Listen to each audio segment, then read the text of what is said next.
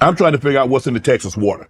You get Patrick Mahomes, Drew Brees, Matthew Stafford, Andrew Luck, Kyler Murray, Vince Young, Nick Foles, RG3, Ryan Tannehill, Baker Mayfield, Jalen Hurts. What the hell are they feeding them? What are they drinking in Texas to produce these type quarterbacks? It's a way of life. From the time you're a kid, and you can go back even further than just the guys that you named. That's our current, Right. NFL recent guys that you see, but you can take it back. There were guys that you see in the NFL. Let's give you a great example. Andy Dalton. Right. What that guy did at TCU, what he did for the state of Texas. And if you're a Dallas, Fort Worth kid, you love the Frogs during that time. Right.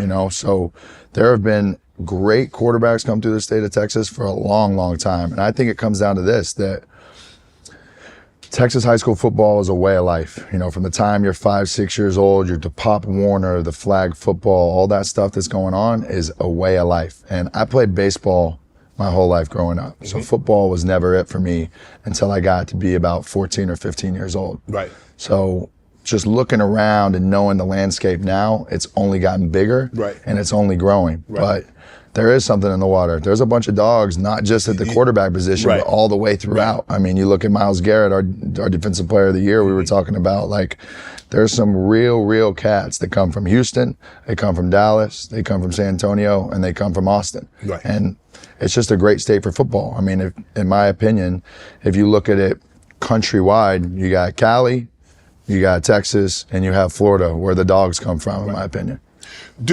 Do you remember watching those guys playing high school football when you were growing up? And did any of those guys you try to emulate?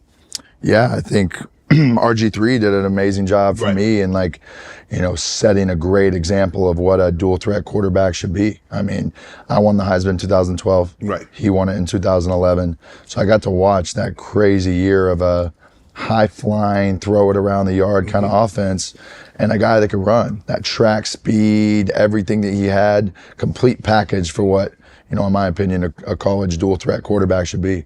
Did you ever see any of those guys play high school football? Or just watched them on when the highlights came on television? I would say I watched Kyler's career probably the closest. Okay. I had a huge hand in getting him to Texas A&M. Right. 2012 and 13, whenever I was at A&M, I saw this kid, and I had known his dad, obviously a legendary quarterback at Texas A&M in his own right.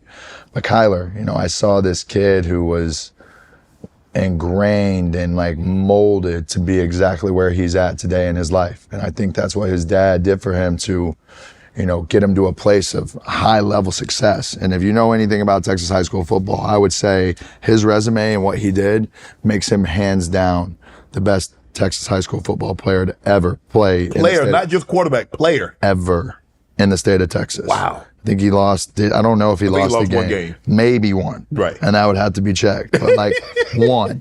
And what this kid did, made circles from not just Dallas, not just Houston, not just Austin. Right. From the top of the tip to the bottom, and from east to west. Right. Well, what happened? Why wasn't Texas A&M able to keep him? I have my opinion on this, and one that I think is very correct, in the fact that same time we signed 2 5-star quarterbacks. So we had Kyler Murray and Kyle Allen in that same class. Right. After I left, the direction of the program, I felt, lost a lot of its stability. We had really good coaches in our organization, but we didn't hone in and detail and work and focus on one guy who was going to be our guy. Right. They played this game of back and forth and not settling on a guy. Kyler Murray. Right. What are we talking about? Lost one game his whole career? You're not going to go give this guy the keys? I don't care what he's doing. College is a time as a freshman that you mold men. Right. You mold these guys into what you want them to be. When I went to college, my dad shook Mike Sherman, shook his hand and looked him in the eye and said, "This is where you take over and molding my son into being the grown-up that he needs to be one day." And I think with that, Coach Sumlin lost a little bit of what he was originally there to do. Right. You get a new contract, you go to the SEC, you win 12 games, you get a Heisman winner, you're talking about new stadium, you're talking about new deal. Your focus shifts from what the main thing is to a whole bunch of bullshit, right, in my opinion. And they didn't just hone in, and they didn't give him the keys. And I think a lot of that's to be said has to deal with Kyle Allen as well. Right. I think he made it very difficult behind the scenes for what people didn't know to just give Kyler the keys. And, you know, in my opinion, where our program is now as a football program, that is the one step and one thing and mistake that we made that is keeping us from being where we want to be, and especially during that time, why we didn't have success. Because Kyler was supposed to be you. He was supposed to be that transition because of what you started in SEC, and we'll talk about that Saturday afternoon in Tuscaloosa and what you actually did down there. So that was supposed to be the next step. Okay, Johnny built this. He has it going. Guess what? We have somebody to step right in and keep it going. Boom, right there in front of your face. I worked my ass off behind the scenes to get Kyler Murray to Texas A&M. Loved him. Loved what he stood for, loved who he was as a kid, loved that he looked up to me at that point in time. You know, how times have changed since then, but at that point in time, the look I got in his eyes when I hosted him around and took care of him was that he looked up to me as something he wanted to be like me. Right. And I could see that in his eyes as a kid. I have very mixed emotions and strong feelings about that with what happened through it. Like I said, it comes back to, I think Kyle did a really good job of playing good football. He was a very capable quarterback. You know, he's still, you know, behind Josh Allen a little bit right now and working with him and has been right next to him for a long time. So that says something about his character, who he was as a football player, albeit not all the accolades and everything you would expect, but a very solid, you know, fundamental football player. But when you watch Kyler transfer and then you see what he did for the University of Oklahoma, taking him, I think he took him to the college football playoff both years. He won the Heisman Trophy. And Ouch. And you're saying, hold on, we let that guy walk out the door? Hold on. And then I think he'd have been successful in the offense, obviously with the head coach they had at Oklahoma, I think at USC now, Lincoln Riley, and I think Cliff was it, Lincoln Riley. And you say like, well, I don't really care what system it is. You see how Kyler, what he can do? He can throw the ball, he can run.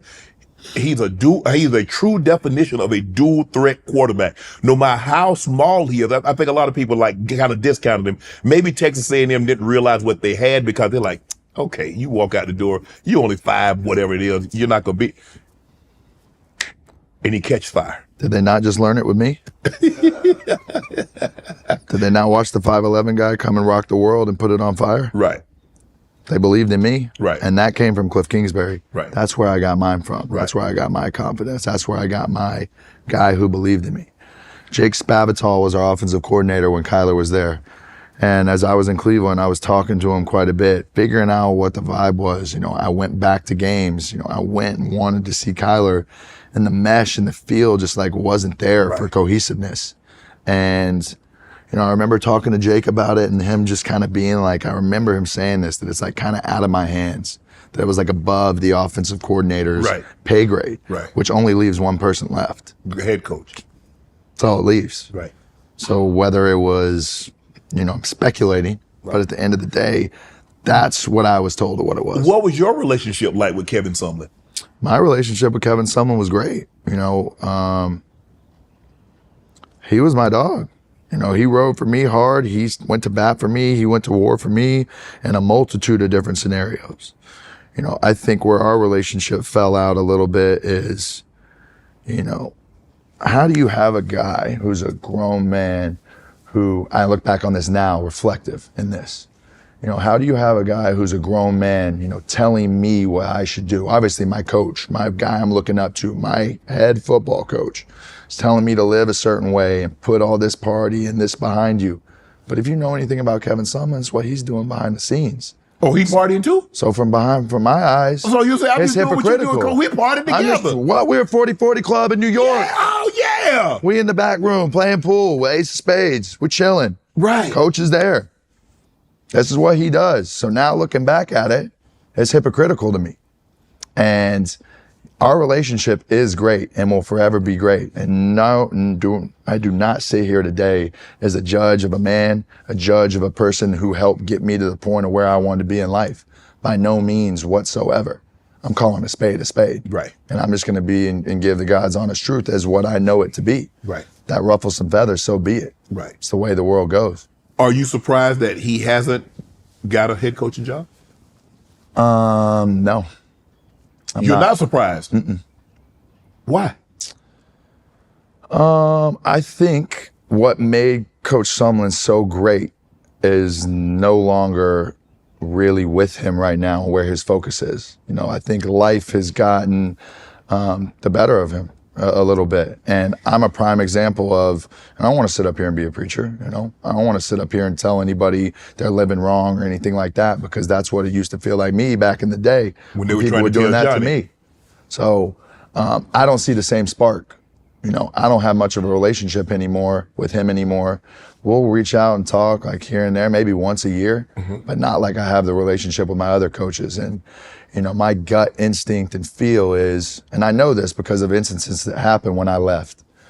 All right, I'm leaving to go to the draft, and I'll paint a picture for you. It's 2000, the spring of 2014, December 2013, right in there about December, January, I'm getting ready to make this decision on if I'm going to the NFL draft or I'm going to stay. And I found this out 5 years later from my dad. But my dad went and had a meeting with Kevin Sumlin and pretty much went to him man to man and was like, we'll take $3 million and we'll stay for the next 2 years. And my dad says this is true as today as he did when he told me. He left. He did the same thing that he did when Cliff Kingsbury asked him to be the highest paid offensive coordinator the year before. And Cliff would have stayed with me another year and we would have ran it back and gone for another one. Right. But he comes to someone, he asks him for X amount, someone, he had this ego about him that what we built, was all him. Right. And then you start that next year, okay? I leave, decide to go to the NFL. This deal doesn't work. Kevin Sumlin kind of blows us off. We can do this without you type of vibe, okay? So the fall comes around, 2014 A&M football season. Kenny Hill is named our starting quarterback. We win our first 5 games of the year. We're 5-0. We're top 10 in the country. I ain't getting no love in the program. Yeah, because I'm thinking, I remember hearing it, and they talk about Johnny who? Who? Because he had, I think he had South like Carolina, 5 touchdowns, first game of the season. Okay. So you remember hearing it also. So hold on, I want to make sure, I got to backtrack. Yeah, back it up. You said your dad went to Kevin Sumlin. Yep. And says for $3 million. We're staying for 2 more. Now, you do realize this is prior to NIL. I agree. So this is a backroom deal. It went on for 30, 40 years before. It was the same way that was happening when you was getting recruited back in the day. And you guys, and you know, y'all, Texas A&M got money for, Texas A&M, nobody got no money like Texas A&M. Y'all got the big dogs. Ring, baby. Y'all got the big dogs. And so $3 million, if he had gone to any of the boosters and said, you know what?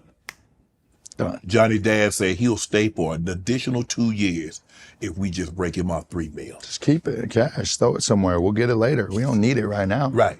But for my security, if something happens for 2 years down the road, Right. And my dad did this without me knowing. And I ain't mad at him about it for Right. nothing. It's Right. the way the business worked back then. Right. There was a bag man. There was a bag man at LSU. There was a bag man at Bama. There was a bag man at every school Right. around the country if you were competing for a national title. It is what it was. And it was always that way until we're into the NIL portion of everything now, the way it should be. If I ask you, I say, Johnny, who's your Mount Rushmore high school quarterbacks in the state of Texas? What 4 heads you putting up there? Kyler Murray is for sure. Andrew Luck was really, really, really good. Okay. Who else, man? Who else? I mean, RG3 is up there for sure. You can't leave RG3 off that 'Cause you list. got with Pat Mahomes, with Drew winning the Brees, Heisman. Stafford. And then, oh man, tough. DY, you got Vince Young. Tough. Oh, you can't Baker, label it to Jalen. 4. You can't label it to 4. I played against Baker, so I didn't get to see him start at quarterback, but we played Lake Travis, his high school. I mean, this is an impossible list. It probably takes 5. The best that I got to be around, Andrew Luck was a little bit before me. Mm-hmm. So from what I saw and I remember, Kyler, top notch. You know, I didn't get the Breeze days. Stafford, for the legacy he left at Highland Park and what you would hear about, man, nobody had an arm in the state of Texas like him ever. So Kyler, Stafford, for sure. I think you have to throw RG3 in there for winning a Heisman. I think you have to throw Baker in there for winning the Heisman. So you got, what, 3 Heisman Trophy winners? Yep. And Stafford? Yep. Pretty good. And your GOAT is Kyler. To me, and he's younger than me.